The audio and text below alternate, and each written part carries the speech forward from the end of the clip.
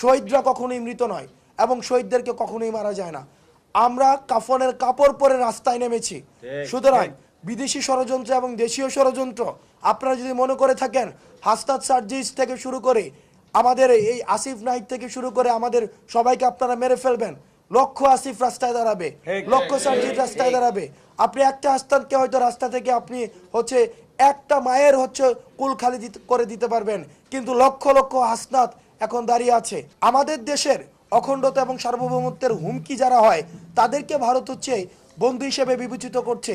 সুতরাং ভারতের রাষ্ট্র কাঠামোকে আমরা বন্ধু হিসেবে বিবেচনা করব কিনা সেটি এখন প্রশ্ন করার সময় এসেছে।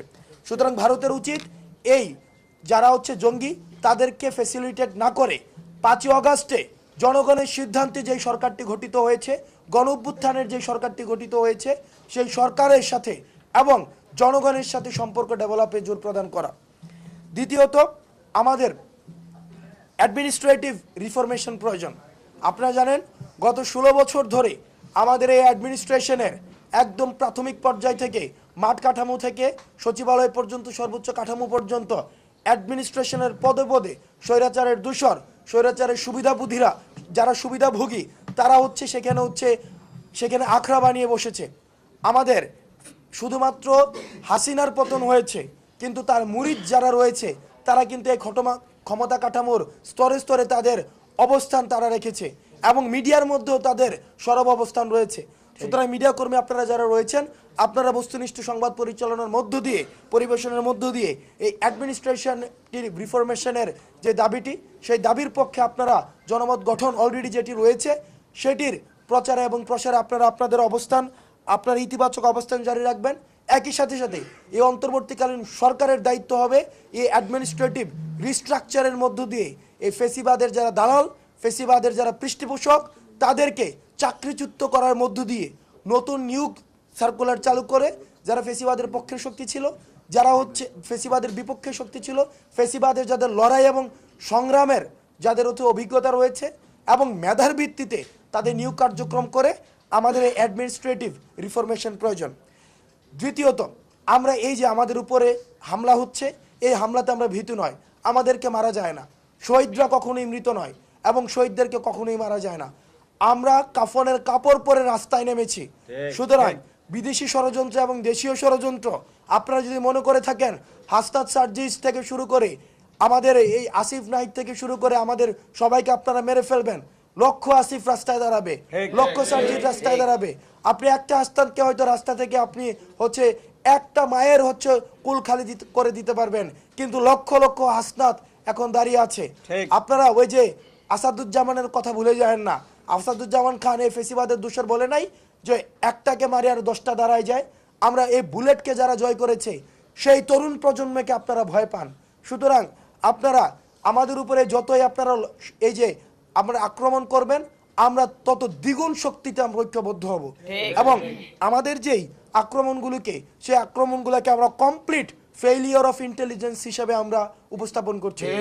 আমরা দেখেছি অতীতে বিএনপি, জামাত শিবির, আমাদের ছাত্রদল বিভিন্ন প্রোগ্রাম দিলে তারা যদি সাইন ল্যাঙ্গুয়েজ ব্যবহার করে প্রোগ্রাম দিত, 2 কিলোমিটার দূর থেকেও যদি কোনো প্রোগ্রাম দিত তাদেরকে ধরে নিয়ে যাওয়া হতো, তাদের বাসায় কোনো শান্তিতে তাদেরকে থাকতে দেওয়া হতো না। কিন্তু আমরা দেখছি এখন বর্তমানে আওয়ামী লীগ, ছাত্রলীগের এই দূষররা, এই জঙ্গিরা তারা সদর পেয়ে তারা এলাকায় ঘুরে বেড়াচ্ছে, তারা মামলা বাণিজ্য করছে, তারা হচ্ছে জনসমক্ষে আসছে। কিন্তু তাদেরকে দমন করার জন্য, তাদেরকে বিচারের সম্মুখীন করার জন্য আমরা এখনো পর্যন্ত দৃশ্যমান আমাদের কোনো ধরনের কার্যক্রম এখনো পর্যন্ত দেখিনি। যদি প্রশাসন এবং ইন্টেলিজেন্সের উইং তারা মনে করে থাকে তাদের এই নির্লিপ্ত ভূমিকাকে আমরা স্বাভাবিকভাবে মেনে নেব, তারা এই বিপ্লবী সরকার শক্তিকে তারা যদি মনে করে থাকে তারা হচ্ছে এই বিপ্লবী শক্তি স্তিমিত হয়ে গিয়েছেন, তাহলে তারা ভুল ভাবছেন। আমরা খুনি হাসিনাকেও, যেই ক্ষমতা কাঠামোকে যারা কনসলিডেট করেছিলেন তাকেও আমরা ভয় পাইনি। সুতরাং আপনারা যদি মনে করে থাকেন আপনারা নির্লিপ্ত থাকবেন, আপনাদের হাসিনাও মনে করেছিল তার বিকল্প নেই, আমরা আপনাদের বিকল্প খুঁজে নিতে দুইবার ভাববো না। সুতরাং এই ফেইলিওর অফ ইন্টেলিজেন্স তাদের ভূমিকাকেও আমরা ইনভেস্টিগেশনের আমরা দাবি জানাই। তো আপনারা আপনাদের জায়গা থেকে আপনারা দায়িত্বশীল হন এবং এই ফেসিবাদের দূষর, অ্যানাবলার এবং কোলাবোরেটর তাদেরকে অনতিবিলম্বে তাদেরকে শাস্তির আওতায় নিয়ে আসেন। সর্বশেষ আপনারা দেখেছেন আমাদের সব সময় ভারত একটা মাইনরিটি কার্ড প্লে করার মধ্য দিয়ে তারা তাদের বাংলাদেশে সবসময় সাম্প্রদায়িক এক ধরনের উগ্রতার বিষবাষ্প অব্যাহত রেখেছে। আমরা বিশ্বাস করি বাংলাদেশে তারাই মাইনরিটি যারা বাংলাদেশের বিপক্ষের শক্তি, ঠিক যারা বাংলাদেশের বিপক্ষে শক্তি, যারা বাংলাদেশের সার্বভৌমত্ব এবং অখণ্ডতার বিপক্ষে অবস্থান করে তারাই মাইনরিটি।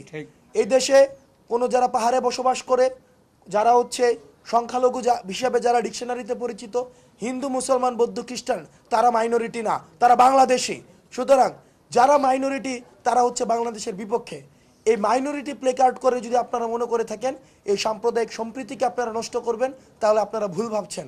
আমরা জায়গা থেকে আমাদের এই সাম্প্রদায়িক সম্প্রীতি অব্যাহত থাকবে এবং যে কোনো ধরনের আমাদের বাংলাদেশের সার্বভৌমত্ব এবং অখণ্ডতার যে কোনো প্রশ্নকে, যে কোনো ষড়যন্ত্রকে আমরা ছাত্র নাগরিক এবং সিপাহীরা আমরা হচ্ছে সেগুলোকে রুখে দিব।